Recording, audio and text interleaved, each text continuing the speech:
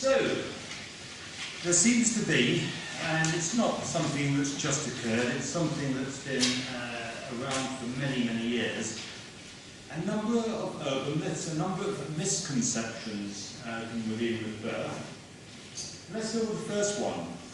I only need a written agreement with an agent if I'm a limited company or registered for VAT. As a number of people will want to say, yeah, right. No, wrong. The fact of the matter is that an agency agreement can come into existence orally, it can come into existence by conduct, it can be written down. It can be written down on the back of a fag packet, it can be written down on 20 odd or more pages of A4.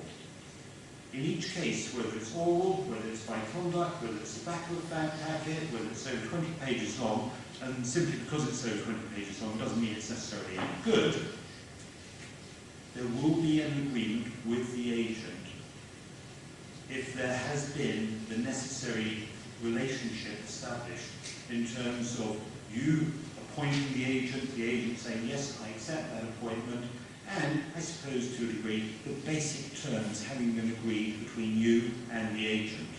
And the fact that you may be a sole trader, the fact that you may be a partner in a partnership, the fact that you may be a member of a limited liability partnership, or the fact that you may be a director of a limited company, it doesn't matter.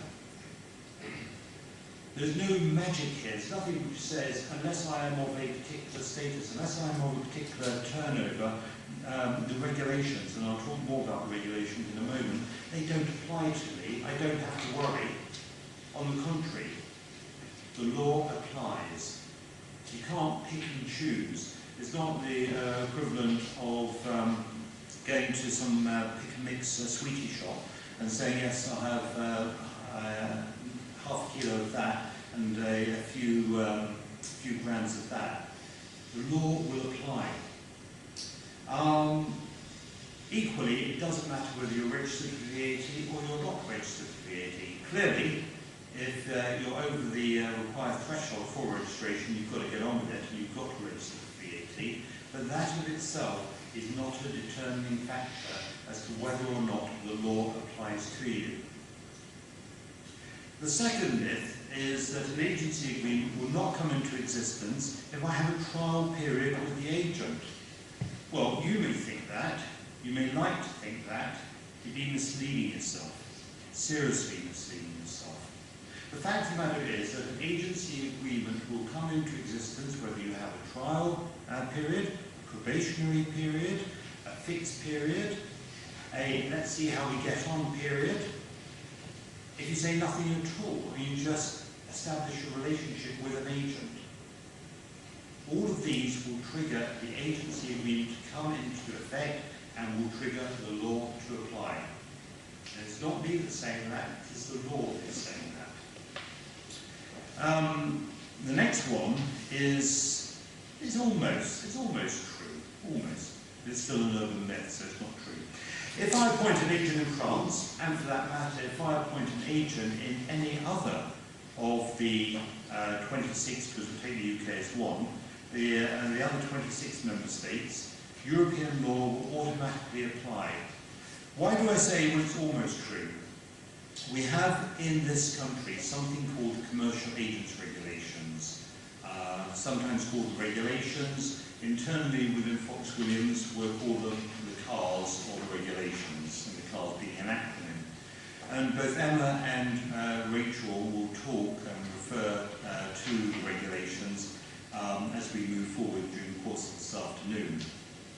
The regulations that we have, the commercial agents regulations, they implement into our law something called the European Agents Directive, which has been around for many, many, many years. Been around for coming up for the best part of 30 years. And it was implemented into our law and came into existence just under 20 years ago. The fact of the matter is that when the directive was made, it was intended, and this was in the golden age of the so-called single market, it was intended that the same law would apply so far as the UK is concerned, so far as the Republic of Ireland is concerned, France, Germany, Italy, Spain, wherever you went in the European Union, the same law would apply. Fact. Fact is, there is, to be fair, a certain amount of similarity, a certain amount of sameness wherever you go. Fact also is, however, that there are significant differences even today. Possibly, arguably, those differences are actually getting bigger, not smaller. Why is this the case? Well, essentially it's because the directive was poorly written, and in fact, that poor writing of the directive, the poor drafting of the directive, has actually been reflected in our regulations. So, if I appoint an agent in France, European law will automatically apply. Well, the directive, because it's been implemented into French law and it's been implemented into English law, yes, there will be a law that applies to the agency agreement. Query whether it's English law, query whether it's French law. Both will come from European law. So, yeah, European law will automatically apply? No. But the European law, which is the source of the national laws will automatically apply, either English law or French law. It's important. It's important because of the differences that exist. It's important because of the way in which the laws are interpreted. Arguably, we would say that English law is better for you as people engaging agents than French law. We will also say to you that it is better that the English courts will determine any disputes that you may have with your agent rather than the French courts. And better still if you use both English law and English courts. And we can explain why later on if you would like us to do so. So, when does an agency agreement come into existence and when will the agent be protected? If it's the case, as it is, that you can have a trial period, you can have a probationary period, you can have a let's see how we get on period, we can have a fixed term, we can have anything, it follows that the agency agreement will come into existence from day one. As soon as the agent is appointed, the agent will be protected by the commercial agent regulations. No ifs, no buts, that's how it is. And so that agent will be protected. Arguably, the agent will be protected until after the agreement has come to an end. Now that may sound a bit strange, but as we will find as we go through the talks this afternoon, the agents, with the rights that they enjoy, the entitlements that they have, these entitlements survive termination. Very, very important. These rights, with one exception, are rights which the agent will have and you will not be able to contract out from. You won't be able to agree with the agent, this will not apply to us, with one exception. Because if you do, if you rely on it, then nasty people called solicitors will come along, acting for the agent, could be us, and they will make your life misery. Promise. What then should you be looking to do, given that you're in the course of giving birth to an agency agreement? As Lorian has said, you shouldn't be seeking from day one to take advantage of your agent. And I've actually paraphrased what Lorian has said. But you should be looking to work in cooperation with your agent. You should be looking, because what it should be, I'm not saying it always is, and you may say, well, I'm being naive or I'm being fanciful, but it should be a win-win relationship. It should be the better the agent does, the better you do. The better you do, the better the agent does. A symbiotic relationship. That's what it should be. But to some extent, you may say, well, hang on a second, if the agent is protected by this law that you keep mentioning, the regulations, how can it be that it will be the win-win relationship? Probably it's because of the fact that we're talking about two different things. We're talking about the commercial relationship, and that most definitely should be the win-win relationship. We're also talking about a legal relationship. And what we can't get away from is the fact that there will be rights, there will be benefits, there will be entitlements that the agent will have. There will be duties, there will be obligations which you, as principals, engaging agents, will owe to those agents as a matter of law, and from which you cannot contract out. Admittedly, there should be, and there are, duties and obligations which the agent will owe to you. And likewise, the agent will not be able to contract out from those duties, from those obligations. So why have agents at all? Good question. And let me deal briefly with that. Essentially, it's for you as business people to determine what is best for your business. It may be agents are the best thing. It may be that distributors would be better, and I will talk a bit later on about the issue of distributors. It may be that you'll choose to have employees, although if we're talking about overseas, that creates certain issues in themselves. And certainly within this country, if you have employees, you will enjoy the benefit of paying employers' national insurance contribution. That's what it's called. It is in fact an employment tax that employers pay, and who knows, as of Thursday, you may be paying a bit more. We shall see. What is important in the relationship, in the legal side of the relationship, is that the agent's performance is maximised. That, to my mind, is absolutely critical.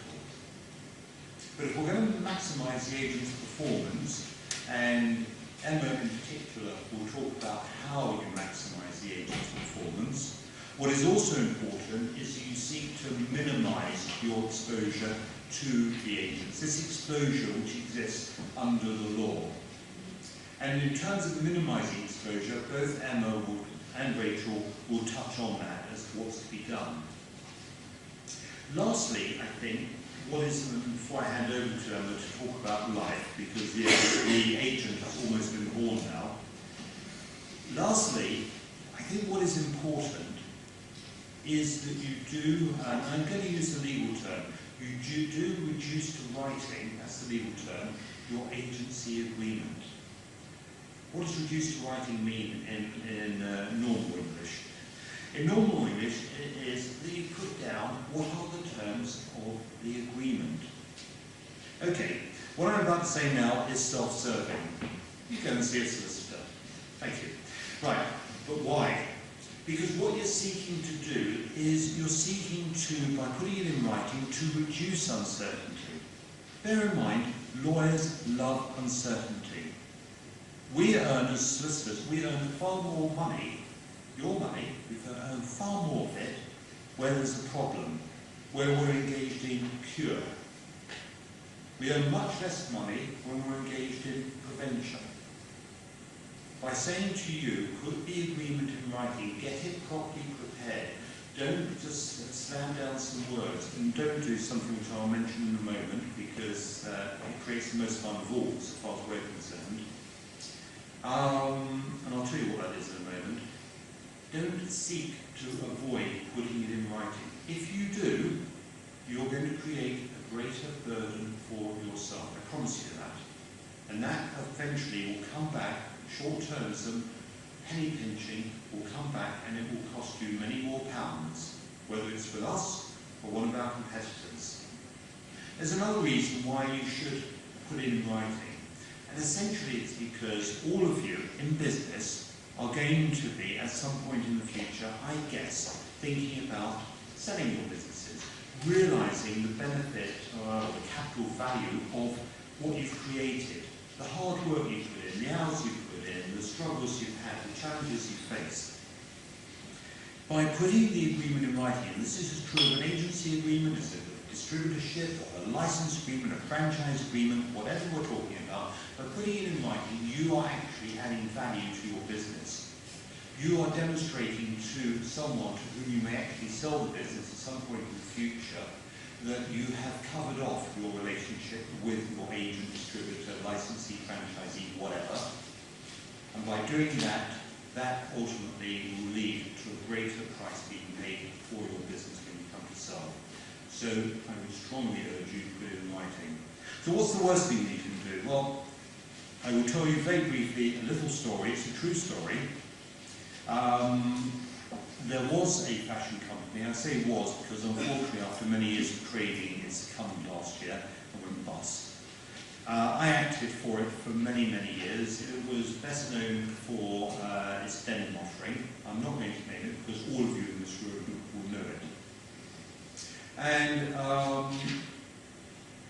I dealt with the finance director for many, many years. Great guy. He and I had, I suppose, a love-hate relationship. We got on and loved to hate each other. And he would call me invariably and say, I just want you to do this, but I don't want to spend that much money on it. I just want you to do that. I don't want to spend any money on it. Okay. He managed to purchase from the internet a franchise agreement. Not a non-agency agreement, not a distributorship agreement, a franchise agreement. And he purchased it, I think, off the net for about £50. And he phoned me up and he said, I want you to review it, and I want you to tell me if there's anything bad in it. Okay, how much do you want to spend, Fred? Oh, I don't want to spend more than 1,000 on it. Okay, fine. So I reviewed it and I sent him 20 points, at least 20, probably more than that, issues which needed to be thought about. This particular brand was establishing a franchise in golf. Regrettably, he didn't either read what I sent to him, or if he did read, he didn't act upon it. Next thing I hear is that a key executive has been sent out to the Gulf to establish a franchise. The executive is going through Dubai International, going through passport control, along come the sniffer dogs, start having a sniff dog gets very excited. Why? Because remnants of a joint has been found in one of his pockets, taking one side. The guy in question was from, no, past tense, the guy in question was from the Indian subcontinent. It doesn't go down too well in the Gulf. The guy in question was gay. Doesn't go down too well in the Gulf. So we've got someone who's been picked up for taking narcotics, drugs into Dubai, who's from the Indian subcontinent, who's gay. He got, I think he was out after 2 years, I think. He may still be in. And all of this stemmed from the fact that his finance director decided that actually he'd get away with throwing something down from the net and not acting on it properly when he got the advice. So, we all have choices in life, and that was his. I'm sure that this executive will eventually thank him. Don't know. Enough of that. Let's move on to life, because it's far more exciting than reflecting upon the trials and tribulations of someone in a Dubai nick. Right, I'm going to hand over to Emma, who will talk about life.